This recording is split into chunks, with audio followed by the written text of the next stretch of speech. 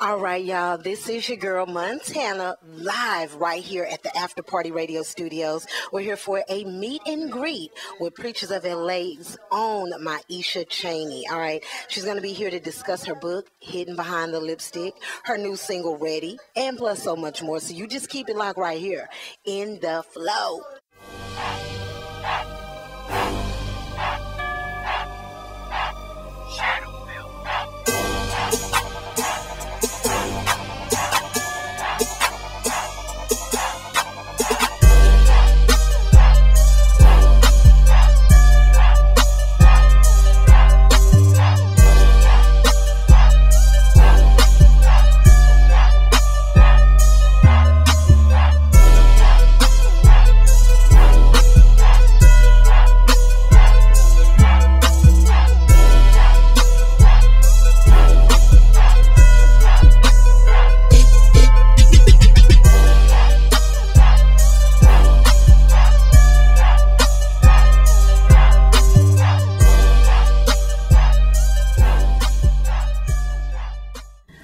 Thank you so much for tuning in to In the Flow with me, Montana. We are here live with Preachers of LA, Myesha Chaney.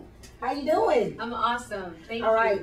You guys, we're going to be discussing her book, Hidden Behind the Lipstick, her new single, Ready. Plus, we're going to get all in her business about Preachers of LA. Is that okay? Yes. Okay. Good. Okay. Now, you said that this was your most gratifying project to date. Yes. How so?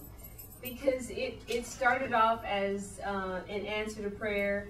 As a pastor's wife, I was about 20 years old, and I felt the weight of all these expectations of me to be perfect and ideal, and people looking up to me. And that was 12 years ago, and I just didn't want to live that way. I felt like I didn't want to be this Barbie that was perfect, and people were looking to my example, and yet on the inside, I couldn't be human.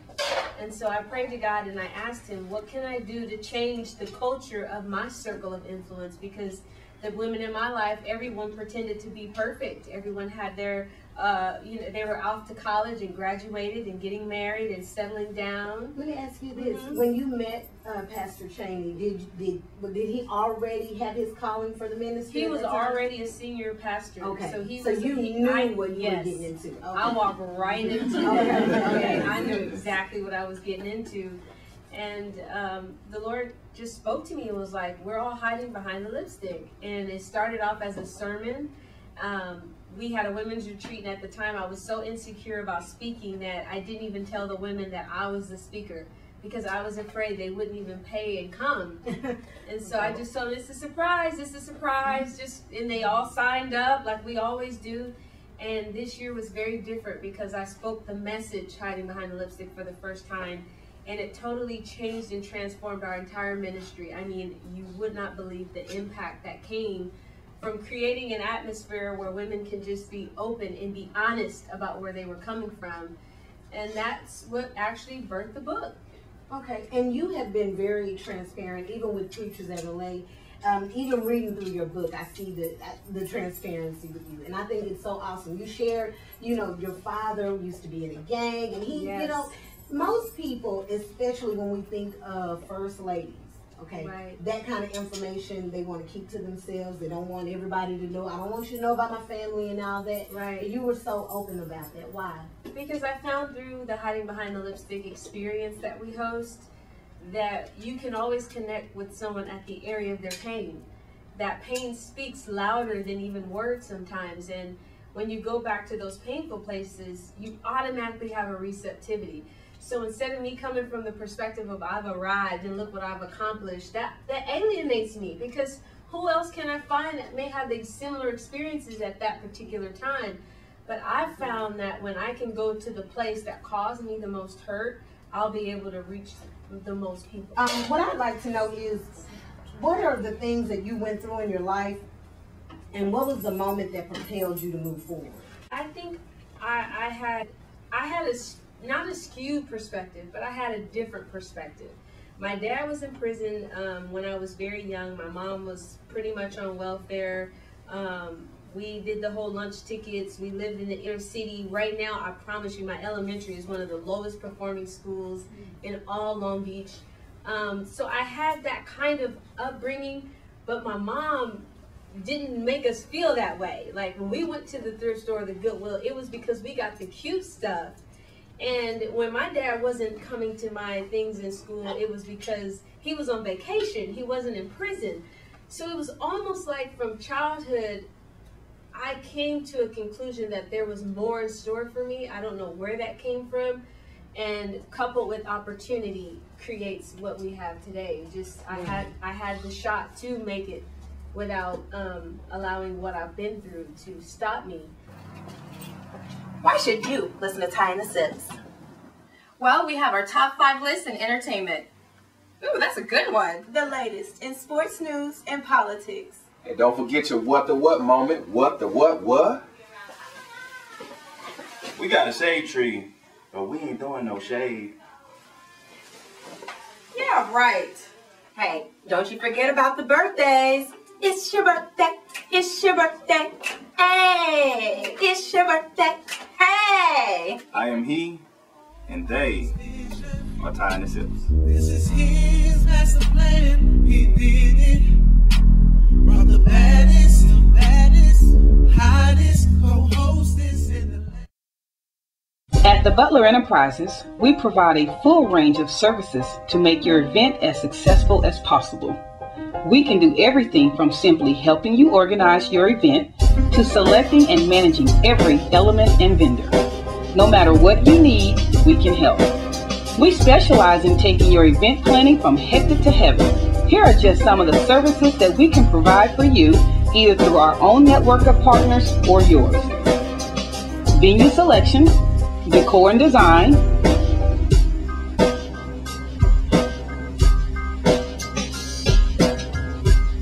catering,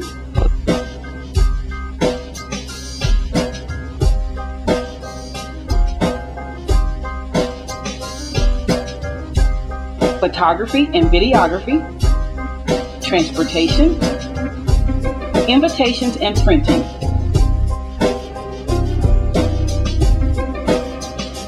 Plus, music featuring live or DJ.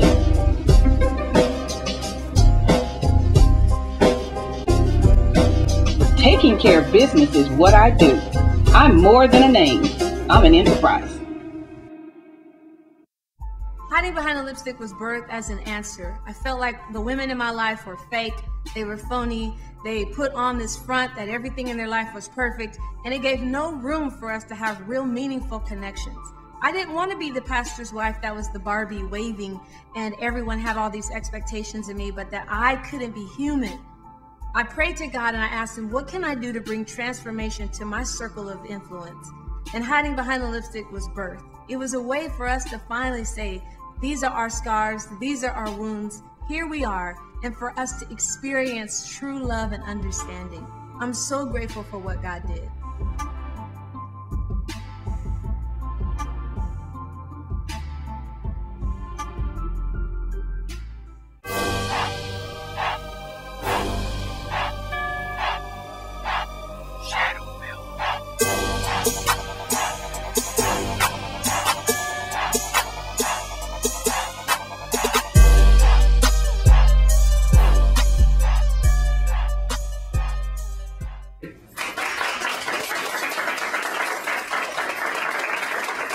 Okay, so I've talked to several pastors and first ladies about the show. And the most, I want to say, everyone has the same comment, that they do not believe that reality TV is a place for first ladies and pastors. Right. And I know you've been hearing that criticism for the now second season. What do you think about it? I think in a conventional setting, there are a lot of things in life that we wouldn't think our pastors are supposed to do. Our pastors shouldn't sleep with women outside of their marriage. Our pastors shouldn't steal the church's money. There are a lot of things that pastors shouldn't do that they find themselves doing. But what I realize is that media is the next great mission field.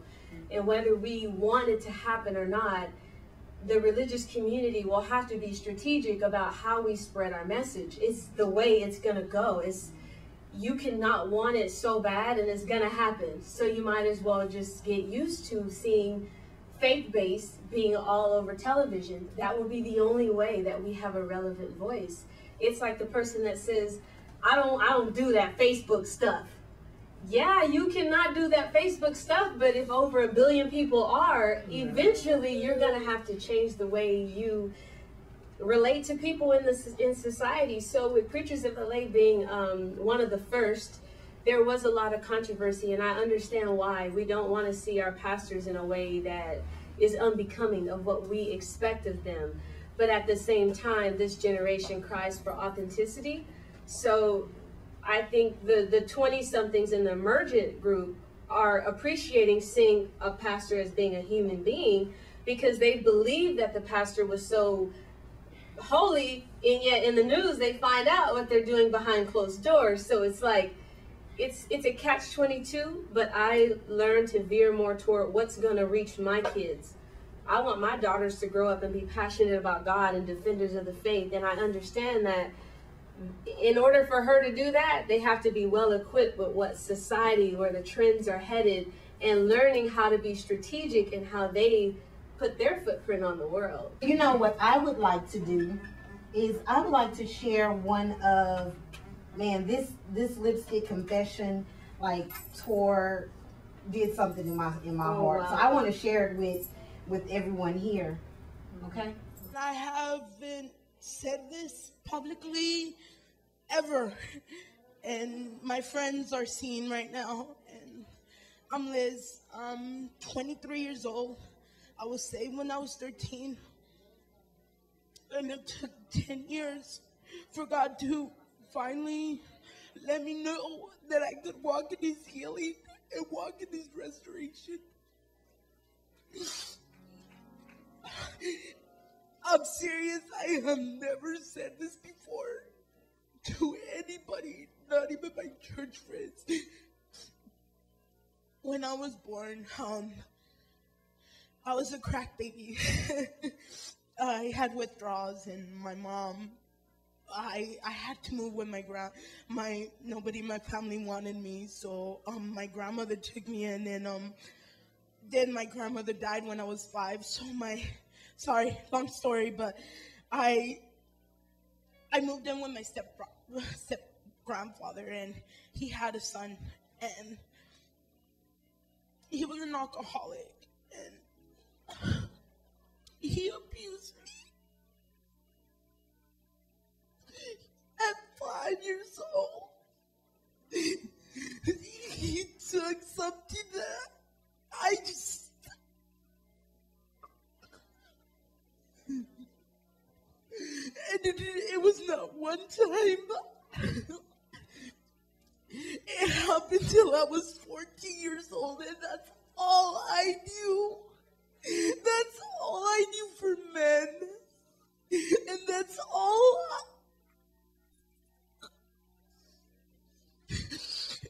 and my dream one day is to, because I never had a mom, I just never had somebody though. I just never had somebody that would say, you're worthy.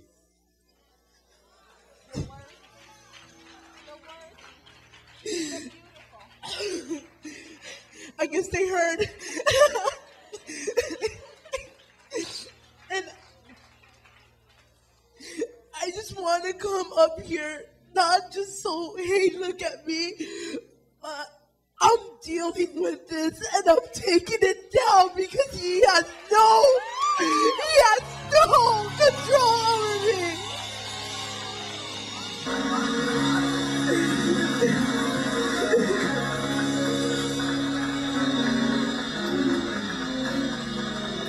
Wow, that was deep. And you've been hearing these lipstick confessions. What does it do to you to hear these type of testimonies? You know, we started in 2009, so I think I've grown and matured and understand why God allowed me to kind of do this ministry. And I really feel like a midwife, you know, like I'm just the conduit, I'm the helper. I see the pain here and I see God here, and I just help the process. So it's heartwarming when a woman says she's 23 and it took her all this time, 10 years, for God to show her through this ministry that she could walk in her healing. I mean, it's unbelievable. It's unbelievable. What's your lipstick confession? Oh God, I had a lot. Yes. But I'll say one that was really big was being dark-skinned and feeling ugly, hearing people say you oil spill, and they call me Blackie and all these things. And I made a decision in 5th grade that I would be smarter. I would be focused. I was gonna win, and it wasn't for winning's sake. It was just to prove to people that I had value and worth, that I wouldn't be the pretty one, that I was gonna be the smart one. And it took me pretty much my whole life to finally realize why. Because I was grown and I was married with kids, and I would be up on the computer working at 1 in the morning and 2 in the morning, and I was going for it, and I didn't realize this is unhealthy. Why?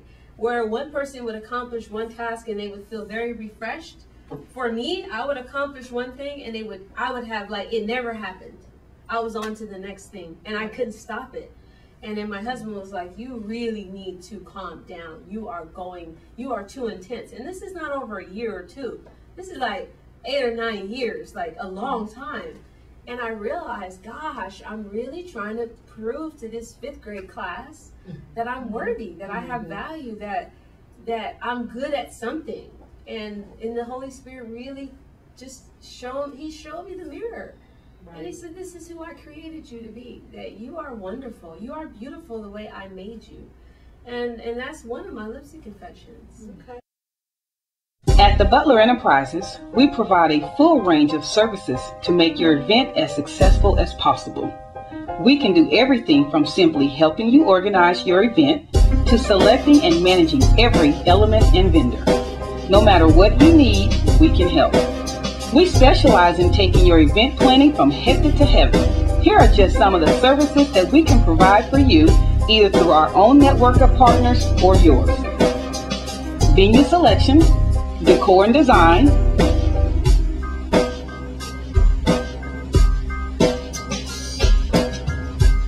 catering,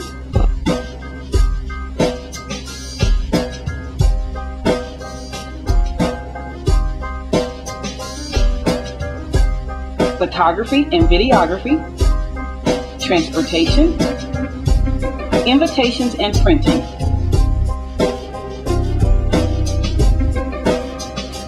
Plus music featuring live or DJ.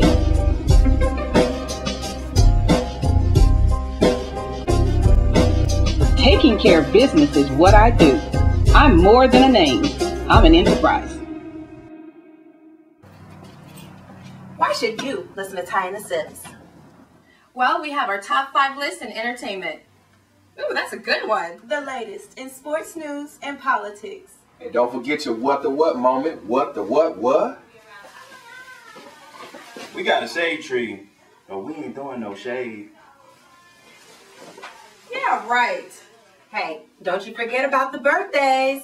It's your birthday. It's your birthday. Hey, it's your birthday. Hey. I am he, and they are Ty and the Sips. This is his master plan. He did it. From the baddest, hottest co-hostess in the land. Hiding Behind the Lipstick is this amazing experience that has transformed the lives of women everywhere. When I was 21 years old and married this senior pastor, and there were all these expectations of me, and I just felt like I needed to perform to what everybody else wanted me to be. And the message of Hiding Behind the Lipstick that I delivered that night was all about who are you at the core of your being, and does it line up with the image that you project? It's so easy for us as women to become all things to all men, trying to just get one, and in the process we lose that. Women who come into Hiding Behind the Lipstick and feel like they're stuck or that they're hiding leave empowered to be who they are. They feel they feel lifted, they feel light, they feel like I can smell the roses again, that I'm not dying on the inside. Who I am is good enough, it's perfect enough, and that there are people in my life that will love me for being just me.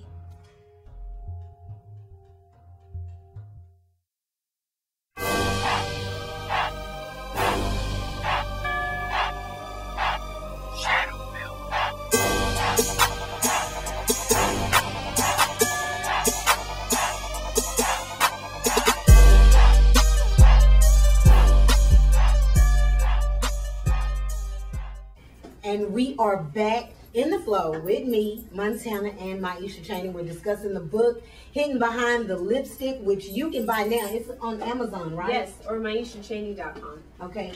Buy the book. Make sure you do that. Now, let me ask you, because you said you've been doing this since 2009. Yes. So is Hidden Behind the Lipstick, is it like a movement? You know, will there be like a series of... You know, when I first started it, it was a message, and I had no sight on what, I had no idea what was going to happen, and so I've allowed the people to allow it to unfold, and whatever God is doing, I'm with it. So I don't have any expectations, honestly. I didn't expect to be here. Okay. So, but I definitely think there's a movement of authenticity happening where people are going to really just want to be themselves. They're going to be tired of working hard to live up to these expectations. The personas we create, they're going to enslave us, and people are going to desire to not wear those. That just because you had money in one season doesn't mean you always have money. Yeah. And we've seen that happen on reality TV. And people kill themselves because they just can't live up to that. So I do think that there will be a movement, and I would be grateful to God if this ministry could be a part of that.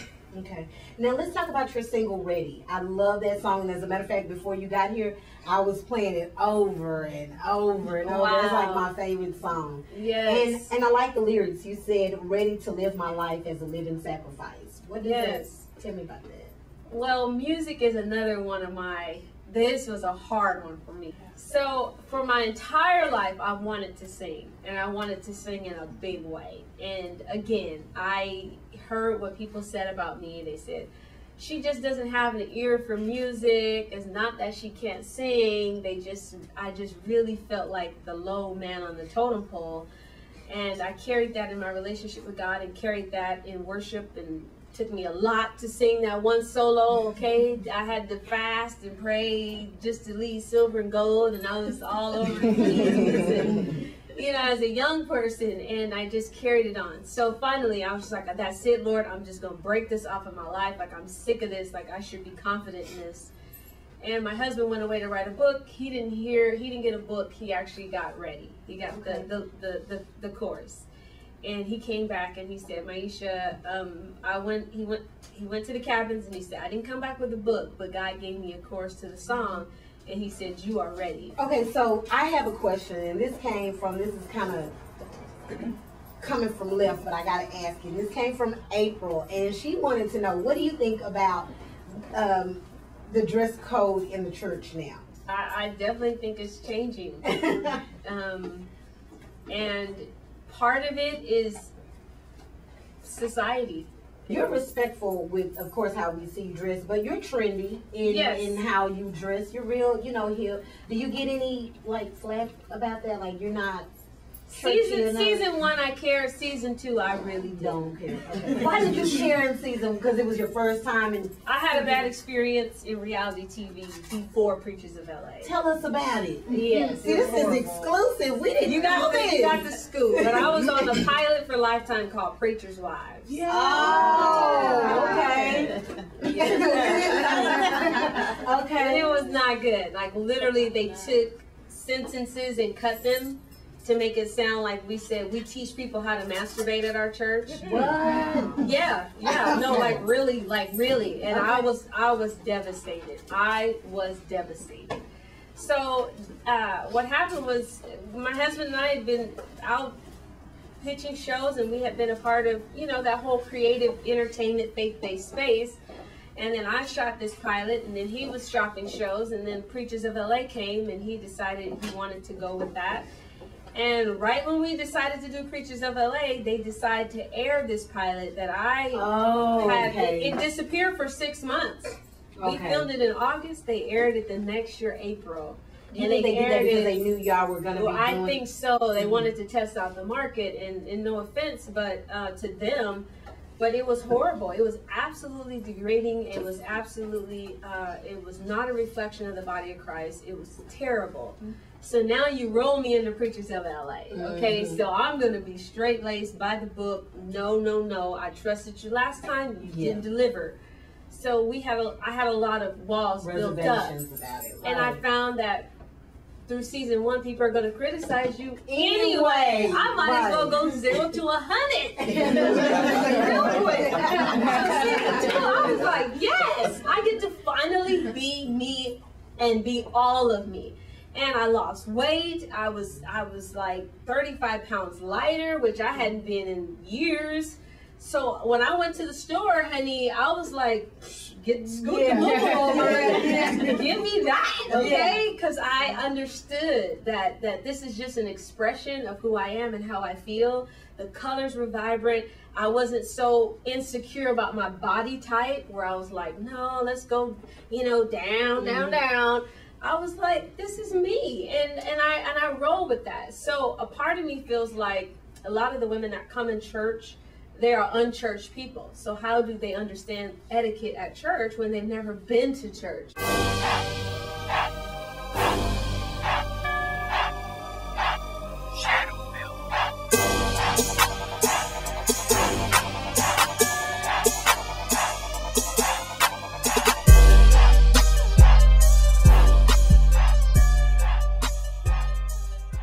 We are back within the flow with Myesha Chaney, and we have some very special people that have joined us today for our interview. Ebony Combs, hello. I'm from I'mEbony.com. What would you say to a woman who struggles with having that transparency in her life and not knowing that it will heal not only her, but it's a blessing for other people? I would definitely say that sometimes we are our greatest hindrances. When we live under these kinds of expectations and we hold everything inward, we minimize our ability to receive from people. And I found that the people struggling the most are the quietest ones. You saying, I'm out here, I'm doing the best I can, but I'm struggling in this area, creates now an opportunity for someone to come alongside and be a blessing and to love you for who you are.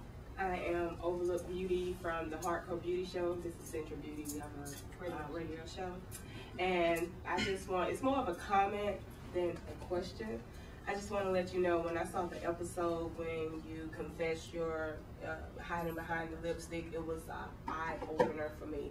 Because I go by the name Overlooked Beauty because I feel like so many women, beauty is overlooked because they don't look a certain kind of way, they're not a certain size or whatever. So it felt so good to hear you say that you felt like you wasn't pretty because you was dark skinned, and it hurt, but it felt good because I didn't know. My sister, she's dark skinned too. I didn't know she felt that way till last year. My name is Chandra. I'm with Main Day Magazine, and I also have an agency called Weekly Dreams Agency. But I had a question. I was old time church, long skirts, no makeup, couldn't go to the movies, you know, couldn't watch a lot of TV. And I felt like I couldn't be myself. And when I decided to step out on faith and follow my dream and, you know, go into entertainment, I felt like I had to choose church or be myself. So when I chose be myself, I lost a lot of friends in church. So I haven't been to church in a while, my church, because I feel like I had to choose. And what would you say to women or, you know, people out there that feels like they're in that position to where they have to choose between, as church people say, the world and, you know, church? I really salute you. That was a very painful process, and we find that with a lot of our congregants being younger, that they're having to stray from mom's expectations, and it's a real departure away from what we know for what we see. And that's a painful process because usually you got to go it alone. There's very few opportunities where the people in your life see exactly your vision and can say, girl, you go, you got it. Most of the time, you're going to have to chart that territory by yourself. What I can say is that through shows like Preachers of LA, it's starting to really narrow that gap, that there really isn't church and you. You are one. And that's what I really fight for. I fight for me to be one. I don't want to be something at church that I'm not at home. And I don't want to be something on television that I'm not at church. I need every part of me to be one so that I am not playing all these different roles. I'm not an actress and I can't pretend. So the encouragement that I give you is that society is definitely trending to allow people in the faith to be people of faith. So my name is Felicia Benton with Alicia Magazine. How did you prepare yourself to transition from the last preacher's experience into this one? What made this one different than the last? My husband was offered this role. It really wasn't me. So first season, he was actually a cast member, not me. But I was a part of his life. So Oxygen is a female network, so they were interested in the women in the lives of these men. So I happened to just be a part of it because of my husband and his desire, and really, it was a family thing. It was a decision we all made together, but I had to transition along the way. I had to get my knocks as we grew, and as we were filming, I had to learn and get more comfortable. And really, season 2 is when you really got us completely like, we got it, Lord, we got instructions, let's go.